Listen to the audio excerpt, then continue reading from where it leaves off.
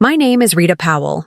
I'm 29 years old, and when I arrived at my parents' house for our annual family vacation to find it completely empty with just a hastily written note claiming an emergency came up, had to leave suddenly, I thought something terrible had happened until I discovered through social media that all 19 of my family members had secretly coordinated a luxury resort getaway using 5 vehicles and a group chat specifically designed to exclude me from their elaborate $18,700 vacation planning. What they didn't know was that their cruel conspiracy to humiliate and isolate me while enjoying a vacation I had helped finance through years of coordinating family events was about to cost them everything they thought they could enjoy without me, because the same financial access that made me useful for planning their celebrations also gave me the power to destroy them with a single phone call. The empty house that greeted me that Friday morning was so unexpected and unsettling that my first instinct was genuine panic about what emergency could have forced my entire family to disappear without any communication. The note I found taped to the front door was written in my mother Carol's handwriting and said simply, "Rita, emergency came up, had to leave suddenly. We'll call you later. Love, Mom and Dad." Standing on the front porch holding that note, I felt a mixture of confusion and growing anxiety about what kind of emergency could have required my parents Dennis and Carol, along with my siblings, aunts, uncles, and cousins, to abandon our long-planned family vacation without even a phone call to let me know what was happening. We had been planning this annual trip for months, and everyone had been excited about finally getting together after a year of busy schedules and limited family time. Maybe someone was hospitalized, I thought to myself as I tried calling my parents' phones, only to reach voicemail on both numbers. Or maybe there was a death in the family that I somehow hadn't heard about yet. The anxiety was overwhelming because our family had always been close, despite our occasional disagreements and personality conflicts. We made it a priority to maintain communication during crises, and the idea that something serious enough to cancel our vacation had happened without anyone contacting me was both confusing and frightening. I had taken 3 days off work specifically for this family getaway, cleared my schedule, packed my bags, and driven the 45 minutes to my parents' house expecting to find everyone loading vehicles and finalizing last-minute details for our departure to the lake resort we had booked 6 months earlier. Instead, I found myself standing in an empty driveway, holding a note that raised more questions than it answered. "This doesn't make sense," I muttered as I walked around the house, checking for signs of what might have happened. The garage was empty, which meant both of my parents' cars were gone, but there were no obvious signs of emergency or hasty departure beyond the complete absence of people and vehicles. I had been looking forward to this vacation more than usual because the past year had been particularly stressful with work challenges and personal relationship issues that had left me feeling isolated and emotionally drained. The prospect of spending quality time with family members who loved and supported me had been one of the bright spots I was anticipating as we headed into the holiday season. My role in our family had always been that of the organizer and coordinator, the person who handled logistics, made reservations, managed group payments, and ensured that everyone's preferences and needs were considered when we planned gatherings and celebrations. I had spent hours researching resorts, comparing prices, coordinating schedules, and managing the complex financial arrangements required to get 19 adults and children to the same place at the same time. I literally spent 3 weeks organizing this trip, I thought as I tried calling my brother Tyler's phone. How could they leave without even telling me where they went or what emergency happened? Have you ever felt that terrible sinking feeling when you realize something is fundamentally wrong, but you can't quite identify what it is? That's exactly what I was experiencing as I stood in my parents' empty driveway, trying to piece together an explanation for their disappearance that made sense given everything I knew about our family's communication patterns and crisis management approach. After 30 minutes of failed phone calls and increasing anxiety about potential family emergencies, I decided to check social media to see if anyone had posted updates about whatever crisis had forced them to leave so suddenly. What I discovered would completely shatter my understanding of what was happening and reveal that the emergency was actually an elaborate deception designed to exclude me from our family vacation. The first post I saw was from my cousin Jennifer, uploaded just 2 hours earlier. Loading up for our amazing family getaway, 5 cars, 19 people, and so much excitement for this incredible resort weekend. Can't wait to make beautiful memories with everyone.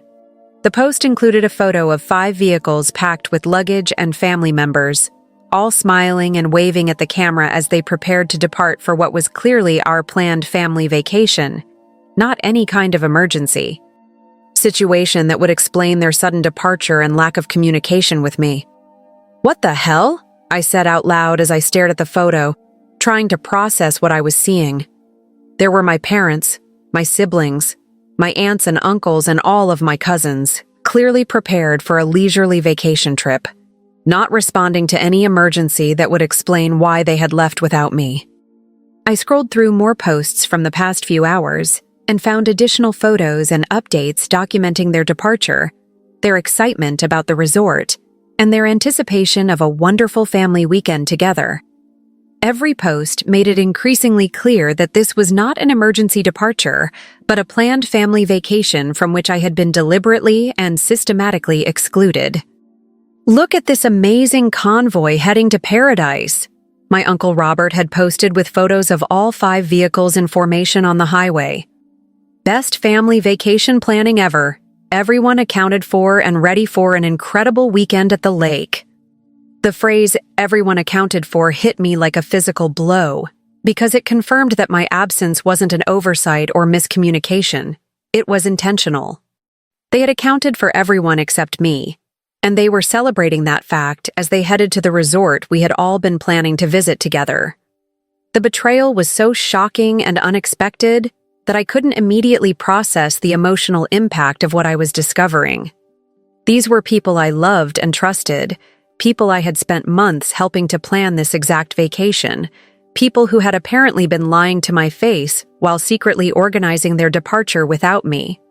But the social media posts weren't just revealing that I had been excluded.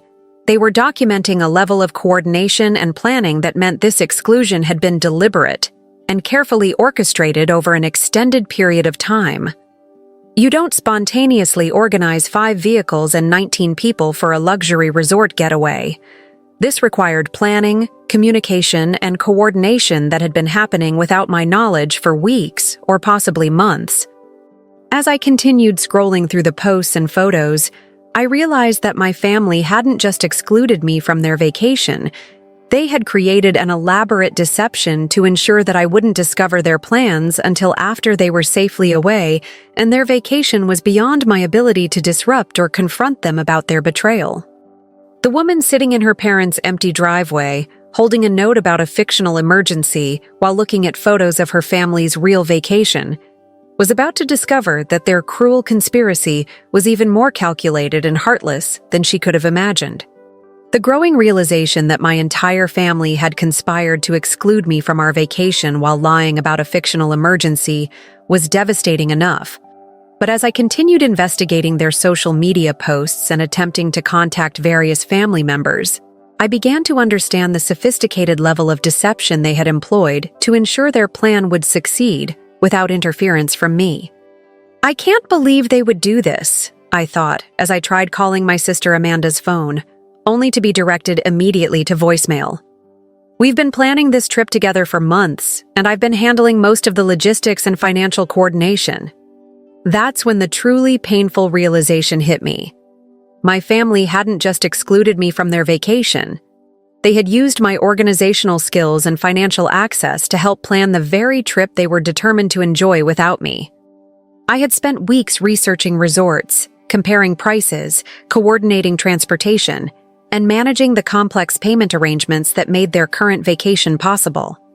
I had used my credit card to hold reservations, my organizational spreadsheets to coordinate schedules, and my contacts in the hospitality industry to secure group discounts that saved the family hundreds of dollars on their luxury resort package.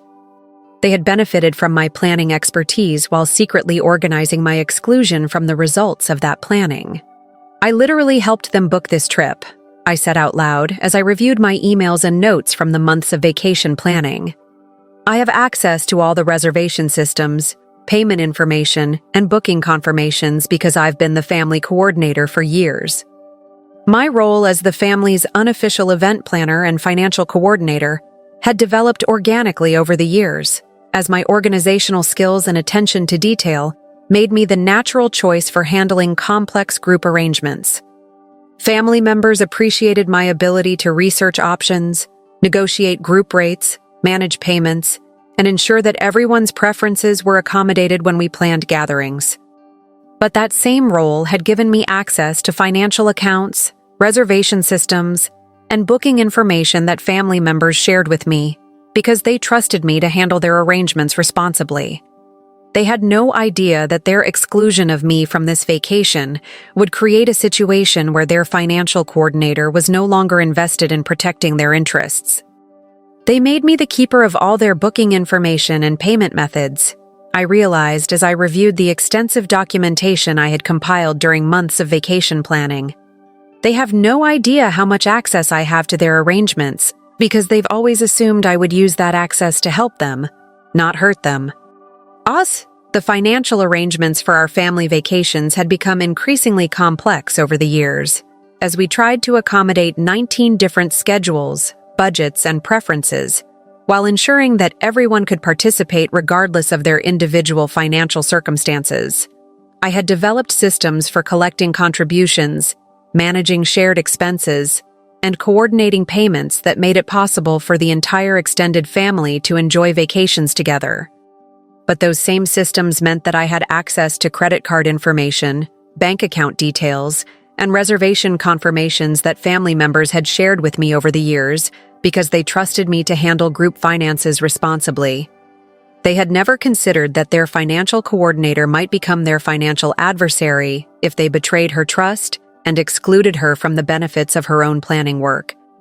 Have you ever realized that people who had betrayed you had also made themselves completely vulnerable to consequences they never anticipated? That's exactly what I was understanding as I reviewed the extensive financial access my family had given me over the years. My phone finally rang around noon, and I saw my father's name on the caller ID. "Dad, what happened?" I answered immediately. "I found your note about an emergency, and I've been worried sick." "Where is everyone?" "Oh, Rita, honey," Dennis replied with obviously forced casualness. "We assumed you were going with Aunt Margaret. Didn't she call you about the change of plans?" The lie was so transparent and poorly executed that I almost laughed despite my shock and hurt. Aunt Margaret lived in another state and hadn't been part of our vacation planning, and my father knew perfectly well that there had been no change of plans involving her or anyone else. "Dad, Aunt Margaret isn't even part of this vacation, and no one called me about any changes," I replied, trying to keep my voice calm despite my growing anger. "I've been planning this trip for months, and now I'm sitting at your empty house while you're all apparently at the resort without me." "Well, there was some confusion about the arrangements," Dennis continued, his voice becoming more defensive as he realized his lie wasn't working. "We thought you had made other plans, and we didn't want to bother you if you weren't interested in coming." The suggestion that I wasn't interested in coming to a vacation I had spent months planning and had taken time off work to attend was so absurd that it confirmed my father was making up explanations on the spot rather than telling me the truth about why I had been excluded. "Dad, I have all the reservation confirmations in my email because I'm the one who booked everything," I said, my voice rising with frustration. "I paid deposits, coordinated transportation, and managed the entire planning process. How could you possibly think I wasn't interested in coming?" "Rita, you're getting upset about a simple miscommunication," Dennis replied, clearly uncomfortable with the direction of our conversation. "Why don't you drive up and meet us at the resort? I'm sure we can figure out accommodations for you." The casual suggestion that I should drive to the resort and figure out accommodations after they had deliberately excluded me from a vacation I had planned was both insulting and revealing about how little consideration they had given to the impact of their deception on my feelings and plans. "Dad, the resort is booked solid for the weekend because it's peak season," I replied, drawing on my knowledge of the booking process I had managed. There are no additional accommodations available, and you know that because I explained the booking timeline and capacity limitations when we were planning this trip. The silence that followed told me everything I needed to know about my father's awareness of the logistics involved in their exclusion of me. They had deliberately chosen a scenario where I couldn't simply join them even if I wanted to, ensuring that their vacation would proceed uninterrupted by my presence or their guilt about excluding me. "Well, maybe next time we'll communicate better," Dennis said, clearly eager to end a conversation that was becoming increasingly uncomfortable for him. "Enjoy your weekend and we'll see you when we get back." The dismissive tone and abrupt ending to our call confirmed that my family had no intention of acknowledging their deception or taking responsibility for the deliberate exclusion they had planned and executed. They wanted to enjoy their vacation without dealing with the consequences of their betrayal, and they expected me to accept their lies and deception without complaint or confrontation.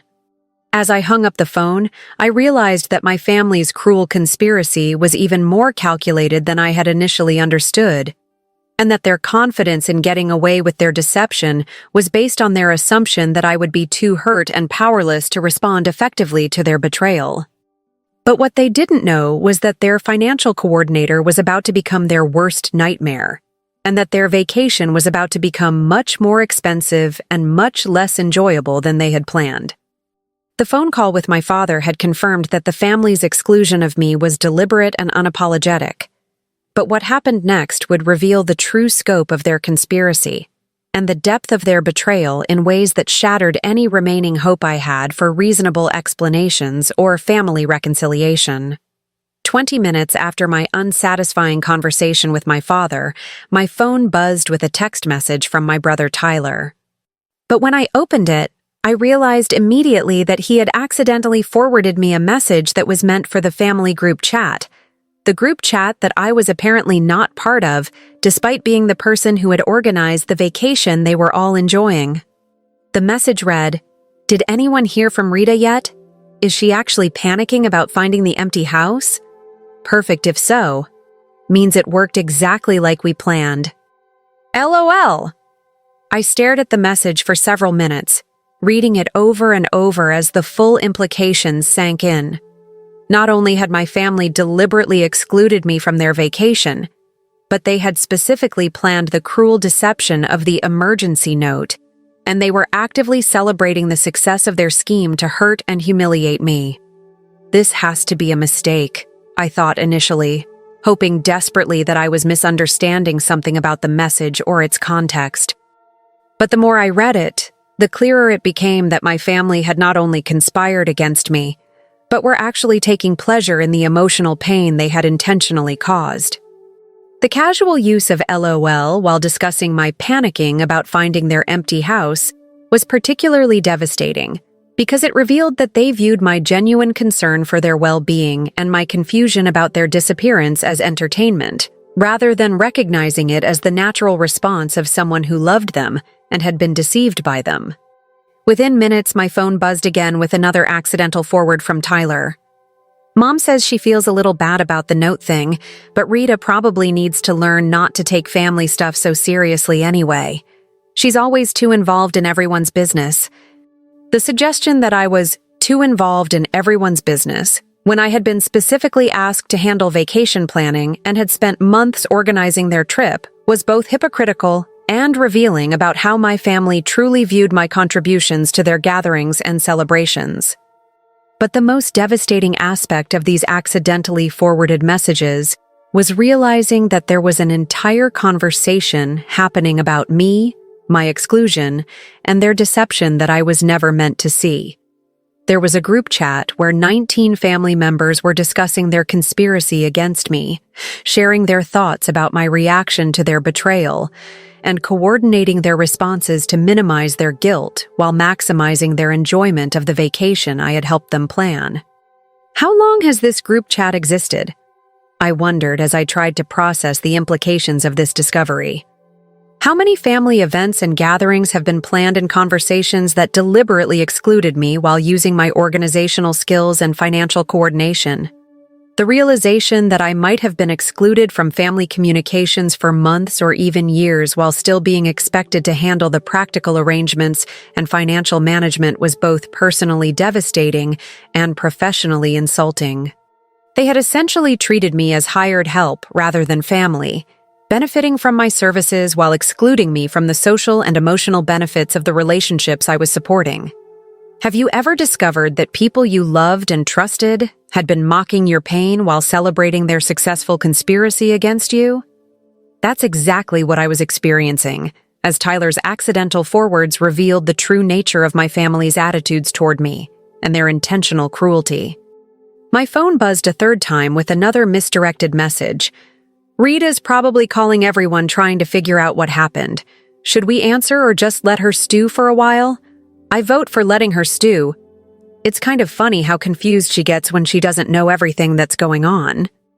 The calculated decision to ignore my phone calls while knowing I was worried about their safety and confused about their disappearance, revealed a level of cruelty that I had never associated with my family members.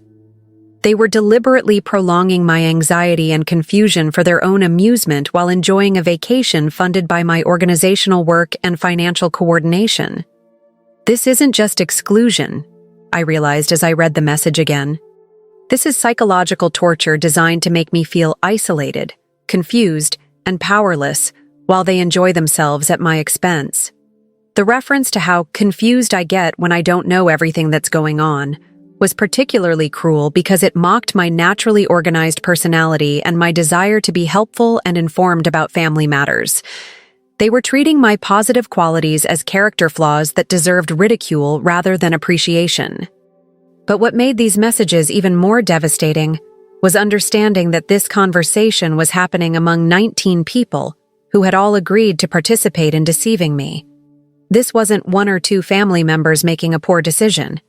This was a comprehensive conspiracy that required coordination, planning, and unanimous agreement to exclude and humiliate someone they claimed to love.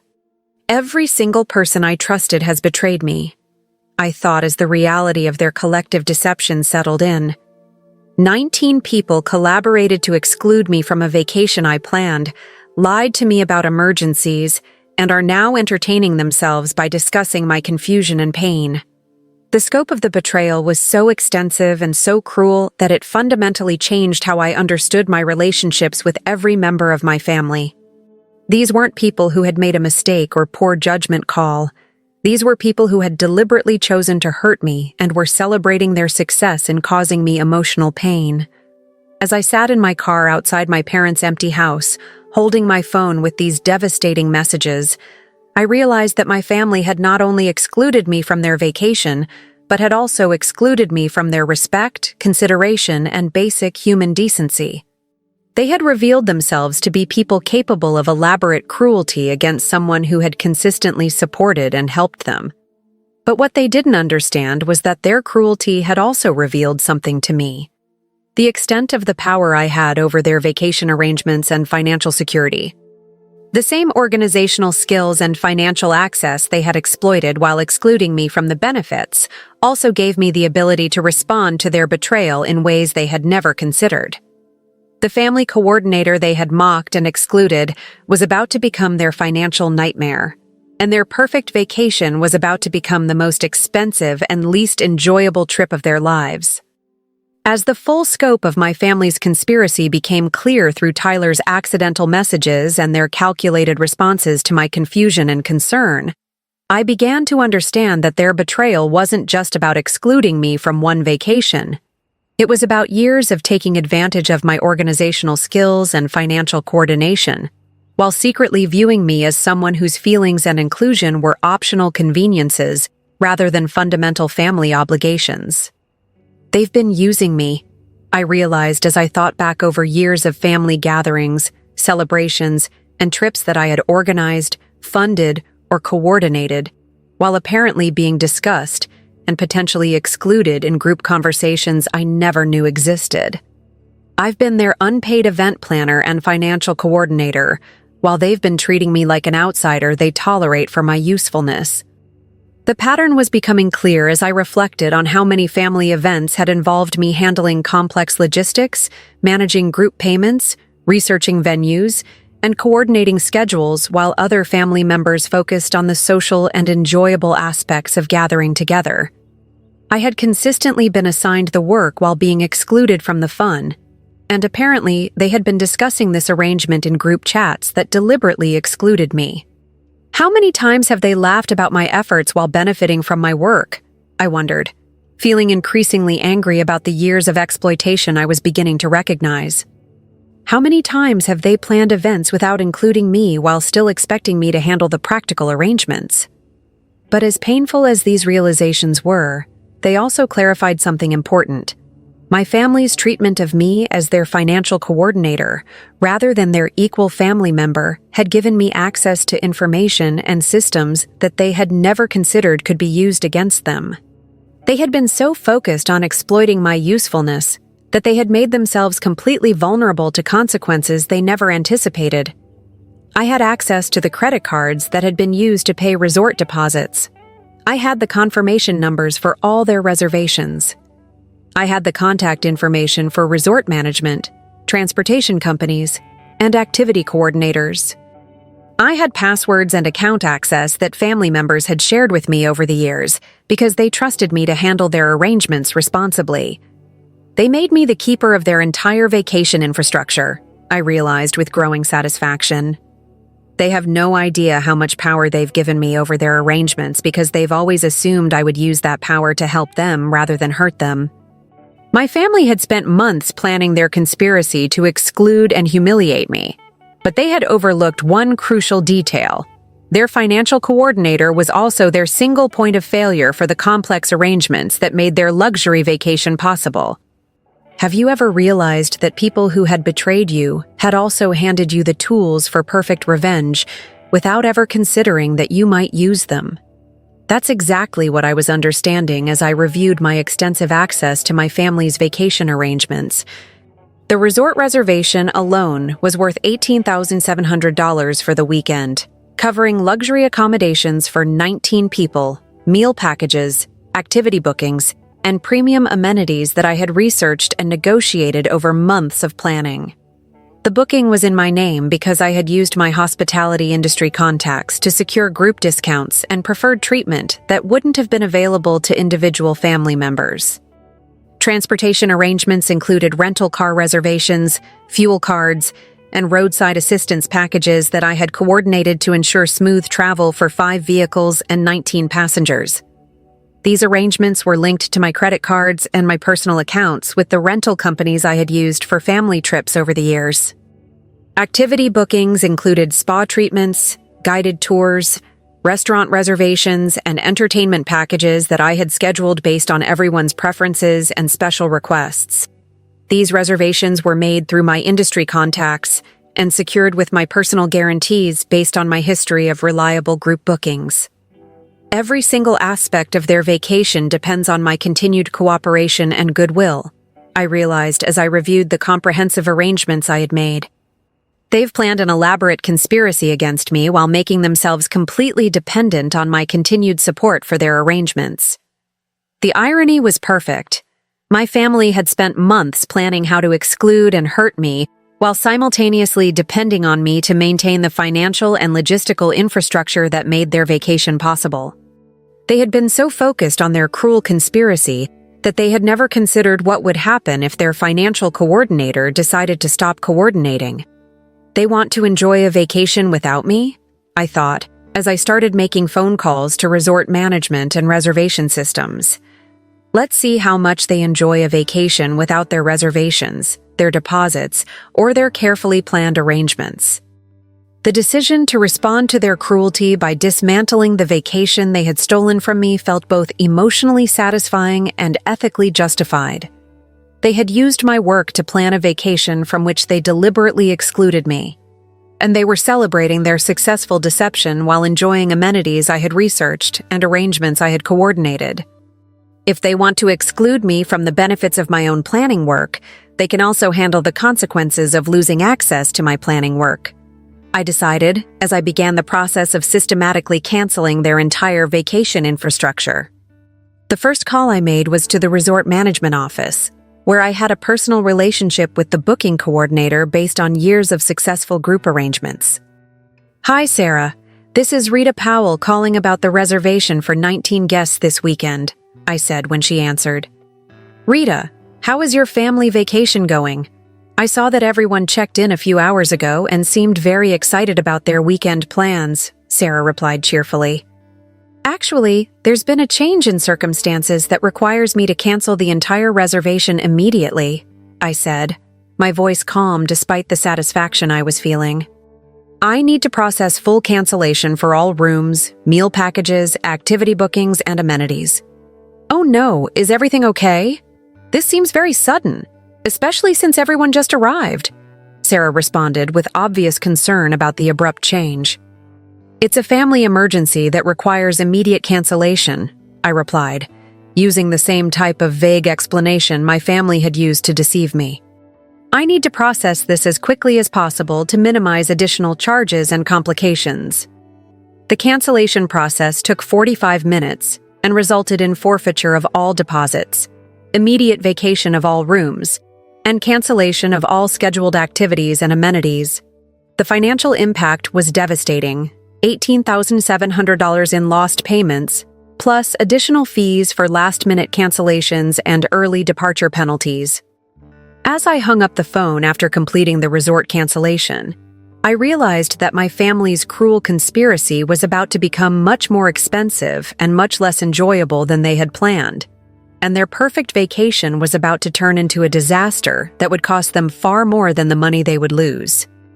The systematic dismantling of my family's vacation arrangements was both methodical and satisfying, as I used the same organizational skills they had exploited to unravel every aspect of the luxury weekend they were stealing from me, while celebrating their successful conspiracy to exclude and humiliate me.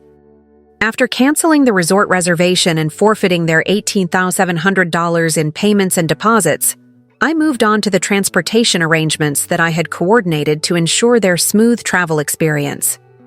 The rental car reservations alone represented another significant financial commitment that was about to become their problem rather than their convenience. "Consolidated Car Rental, this is Michael," the agent answered when I called to cancel the 5-vehicle reservations I had arranged for their trip. "Hi, Michael. This is Rita Powell calling about the group reservation for 5 vehicles this weekend," I said, referencing the confirmation numbers I had carefully documented during months of planning. "I need to process immediate cancellation for all vehicles due to a family emergency. Ms. Powell, I see you have 5 premium vehicles reserved, and according to our system, 3 of them were picked up this morning," Michael replied after reviewing the account information. "Canceling now will result in significant early return fees and forfeit of your group discount rates." "I understand the financial implications," I replied calmly. "Please process the cancellations immediately and apply all applicable fees and penalties to the credit card on file." The transportation cancellation resulted in loss of group discounts, early return penalties, and additional fees that totaled over $3,400 in unexpected charges.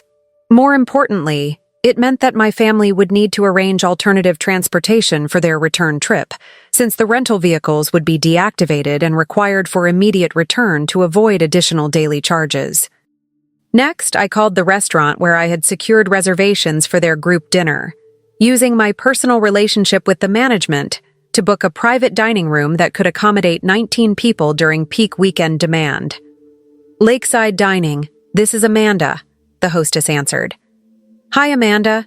This is Rita Powell calling about the private dining reservation for 19 guests tonight," I said, referencing another confirmation number from my meticulous records. "I need to cancel the entire reservation due to a family emergency." "Oh no, Rita. We've been preparing all day for your family's special dinner, and we've already purchased premium ingredients for the customized menu you requested," Amanda replied with obvious disappointment. "Canceling this late will result in full charges for food preparation and private room reservation." "I understand, and I apologize for the short notice," I said, feeling no actual remorse for the inconvenience. Please process the cancellation and apply all charges as appropriate. The restaurant cancellation added another $1,200 in charges for food preparation, private room reservation, and last-minute cancellation fees. More importantly, it meant my family would need to find alternative dining arrangements for 19 people at a popular resort destination during peak weekend hours when most restaurants would be fully booked.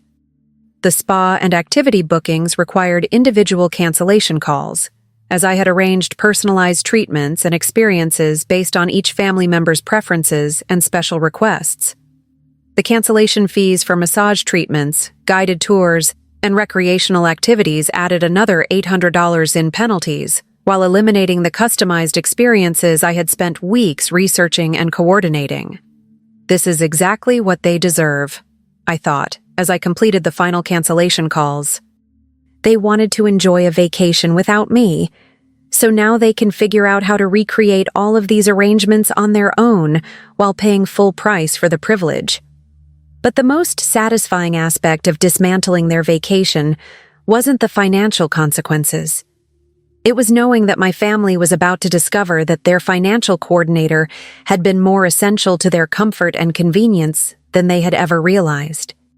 They had taken my organizational skills for granted while excluding me from the benefits of my own work, and now they were about to learn what their vacations looked like without my support.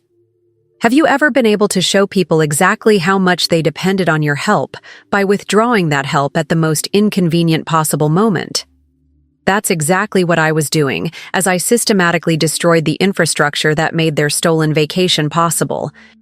By 4:30 p.m., I had completed all the cancellations and fee assessments that would transform my family's luxury resort weekend into an expensive disaster.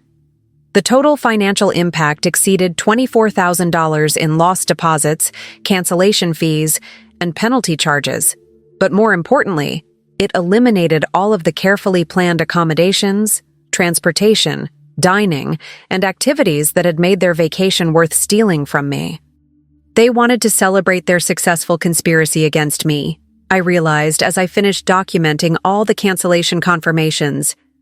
Now they can celebrate explaining to 19 people why their vacation just got canceled and how they're going to get everyone home without rental cars or resort accommodations. My phone had been silent for hours as my family enjoyed their stolen vacation, but I knew that silence was about to end dramatically once resort management began notifying them about the cancellations and requesting immediate vacation of their rooms and return of their rental vehicles. Let's see how much they enjoy their group chat conversations when they're discussing how to solve the problems I just created, instead of laughing about how confused and hurt I was by their deception, I thought, as I prepared for the inevitable flood of phone calls that would begin once they discovered the consequences of excluding their financial coordinator. The family that had conspired to exclude me from their vacation while depending on my coordination of their arrangements was about to learn that their financial coordinator's cooperation wasn't something they could take for granted while treating her as disposable entertainment for their cruel amusement. Their perfect vacation was about to become their perfect nightmare, and their successful conspiracy against me was about to become the most expensive mistake they had ever made as a family. The aftermath of my systematic cancellation of their entire vacation infrastructure began exactly as I had anticipated, with my phone exploding into a continuous stream of calls, voicemails, and frantic text messages as my family discovered that their luxury resort weekend had been transformed into a logistical and financial disaster requiring immediate damage control. The first call came at 5:45 p.m. from the resort management, and I let it go to voicemail so I could hear the desperation in their voices as they tried to understand what had happened to their carefully planned conspiracy vacation. "Rita, this is your father calling. We just got kicked out of the resort, and they're saying you canceled everything. Our rental cars are being repossessed, and we have nowhere to stay tonight. There are 19 people here, and we don't understand what's happening. Please call me back immediately." The panic and confusion in my father's voice was exactly what I had hoped to hear, because it confirmed that their vacation had been completely destroyed, and that they were finally experiencing the kind of anxiety and helplessness I had felt when I discovered their cruel conspiracy against me. "Rita, this is Mom. I don't know what's going on, but we need help right now. We're stranded at this resort with no rooms, no cars, and no way to get home. Whatever happened, we can talk about it later. Right now, we just need you to fix this situation for us."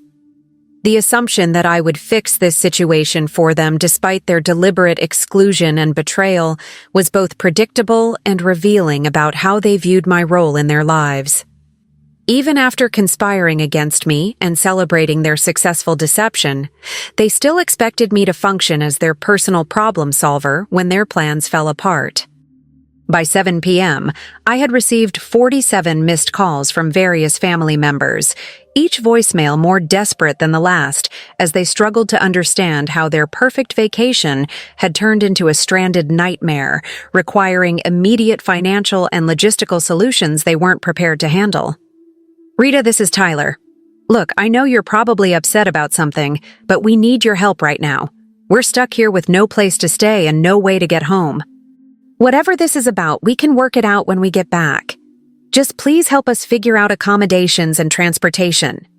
The casual dismissal of their conspiracy as something I'm probably upset about, while demanding my immediate assistance with the consequences of their betrayal, was so typical of their entitled attitude toward my help and support that it confirmed I had made the right decision about canceling their arrangements.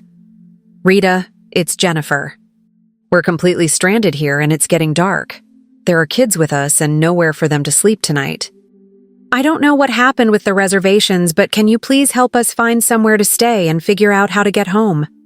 The mention of children being affected by their situation was designed to make me feel guilty about the consequences of my actions, but I felt no remorse about problems that were entirely created by their decision to exclude and deceive me while depending on my continued support for their arrangements.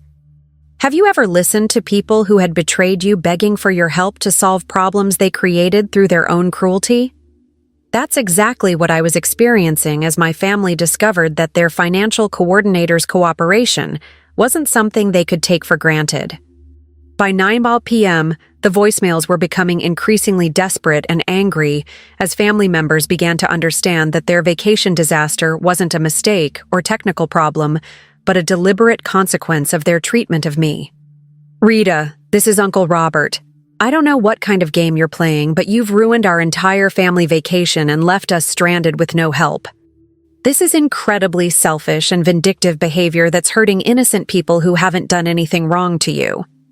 The characterization of my response as selfish and vindictive, while ignoring their own conspiracy to exclude and humiliate me, was both hypocritical and revealing about their inability to recognize their own behavior as the cause of their current problems. "Rita, we know you're angry about being left out of the vacation, but this is an extreme overreaction that's causing problems for everyone.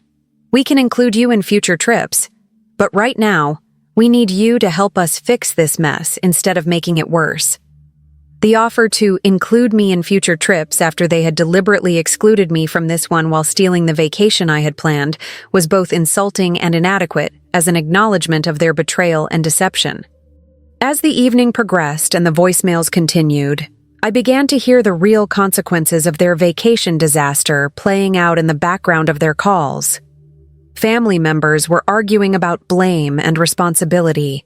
Children were crying about sleeping in cars, and the group was fracturing under the stress of their unexpected crisis. "Rita, this is Amanda. People are starting to leave on their own and drive home tonight because we can't find rooms anywhere. The family is falling apart here and everyone is angry and scared. I know we messed up somehow, but please help us before this gets even worse." The dissolution of their group vacation into individual families making emergency arrangements to get home was exactly the kind of chaos I had hoped to create, because it destroyed not only their stolen weekend, but also their unity as conspirators celebrating their successful deception. "Rita, it's Mom again. Your father is having chest pains from the stress of this situation, and I'm scared something medical is going to happen. Whatever we did wrong, we're sorry. Please call us back and help us figure out how to get everyone home safely." The mention of potential medical problems was the first indication that my family was beginning to understand the seriousness of their situation and the reality that their financial coordinator's support wasn't something they could demand while treating her as disposable entertainment. By midnight, I had received 127 missed calls and countless text messages ranging from desperate pleas for help to angry accusations about my character and behavior. But I felt no guilt or remorse about their suffering, because they were experiencing exactly the kind of anxiety, confusion, and helplessness they had deliberately caused me with their cruel conspiracy.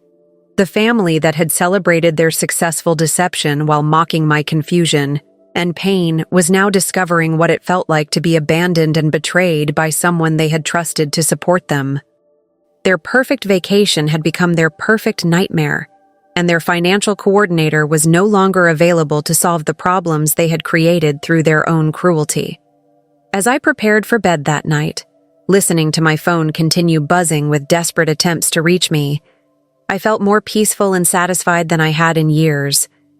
The people who had excluded me from joy had finally learned that they shouldn't expect my continued participation in their financial stability. The comprehensive destruction of my family's vacation arrangements and their subsequent panic and desperation had provided exactly the justice and satisfaction I needed after discovering their cruel conspiracy against me. But the most meaningful aspect of their disaster wasn't the financial cost or logistical chaos. It was the way their crisis had forced them to confront the reality of how much they had depended on my support while treating me as expendable entertainment. Over the following days, as family members made their way home through various expensive and uncomfortable arrangements, I received a steady stream of messages that revealed how completely their vacation disaster had shattered their group unity and exposed the true nature of their relationships with each other. "Rita, this whole thing has been a nightmare," my cousin Lisa texted 3 days later. "People are arguing about who's responsible for the canceled reservations, and everyone has different stories about what really happened. Some people are saying we should have included you from the beginning, and others are saying you overreacted. The family is really divided about this situation." The family division and blame shifting that had emerged from their vacation disaster was exactly what I had hoped to achieve, because it destroyed their solidarity as conspirators and forced them to confront their individual roles in the cruel deception they had planned and celebrated together. "I don't think most people understood how much work you put into planning that vacation," Lisa continued. "When everything fell apart, we realized how many details you had handled that we never thought about. It took us 12 hours to find places to stay, and everything cost twice as much as we expected. The recognition of my organizational contributions came too late to restore my trust or willingness to coordinate future family events. But it was satisfying to know that my family had finally learned to appreciate the value of my work by experiencing what their lives looked like without my support. But the most meaningful development came when Tyler called me directly to apologize for his role in the conspiracy and to acknowledge the cruelty of what they had planned and executed against me. "Rita, I need to apologize for everything," Tyler said when I finally answered one of his calls. "The group chat thing was my idea, and I convinced everyone that it would be funny to exclude you and see how you reacted. I never thought about how much you had contributed to planning the vacation, or how hurt you would be by our deception." The admission that the entire conspiracy had been his idea, and that he had convinced 19 family members to participate in deceiving and humiliating me, was both devastating and validating, because it confirmed that their betrayal had been deliberate and coordinated rather than accidental or thoughtless. "We were calling it a prank, but it wasn't really a prank," Tyler continued. "It was just mean, and we were all so caught up in the group mentality that nobody questioned whether it was wrong to exclude you from something you had worked so hard to plan. But have you ever received an apology that acknowledged the full scope of someone's betrayal while also revealing that the situation was even worse than you had initially understood? That's exactly what I experienced as Tyler explained how 19 family members had been convinced to participate in their prank conspiracy. When everything got canceled and we were stranded at the resort, people started turning on each other and blaming each other for the mess," Tyler said. Nobody wanted to take responsibility for excluding you, and everyone was angry about the money they lost and the chaos of trying to get home. The aftermath of their vacation disaster had apparently been as traumatic as the disaster itself, with family members who had been united in their conspiracy against me becoming divided and hostile toward each other when they faced the consequences of their actions. I think some people learned something from this experience, Tyler continued. But others are still angry at you for canceling everything instead of being angry at themselves for excluding you in the first place. The family division between members who recognized their wrongdoing and those who blamed me for the consequences of their betrayal was something I had expected, and it confirmed that my response had been proportionate to their conspiracy and effective in exposing their true characters. 3 months later, I received an invitation to the next family gathering, a Christmas celebration that someone else had volunteered to organize and fund after learning how much work and financial coordination had been involved in my previous event planning. "We understand if you don't want to come," the invitation said, "but we hope you'll consider giving the family another chance to include you properly and treat you with the respect you deserve." The invitation was both satisfying and irrelevant, because I had already made my decision about future relationships with people who had demonstrated their capacity for elaborate cruelty and deception against someone they claimed to love. Instead of attending their Christmas gathering, I used some of my savings to take a solo vacation to a luxury resort in Costa Rica, posting photos of my relaxing getaway while my family dealt with the ongoing aftermath of their canceled vacation and damaged relationships. "Sometimes the best revenge is living well," I captioned one of my vacation photos. "Especially when you're finally free from people who mistake your kindness for weakness and your generosity for obligation." The peaceful solitude of my own vacation, funded by money I had saved instead of spending on family events, was everything their stolen vacation should have been: restful, beautiful, and completely free from the stress of managing other people's needs and expectations while being excluded from their respect and consideration. 6 months after their vacation disaster, I had built a new life that prioritized my own happiness and well-being over my family's convenience and entertainment. The organizational skills they had exploited were now being used for my own benefit, and the financial resources I had spent on their ungrateful arrangements were being invested in my own goals and dreams. The family that had conspired to exclude me from their joy had learned that they couldn't expect my continued participation in their financial stability, and their perfect vacation had become a perfect lesson about the consequences of betraying someone who had been supporting them while they plotted against her. If you're reading this and you're dealing with family members who take your contributions for granted while excluding you from the benefits of your own work, please know that you have the power to protect yourself from their exploitation and to prioritize your own well-being over their convenience.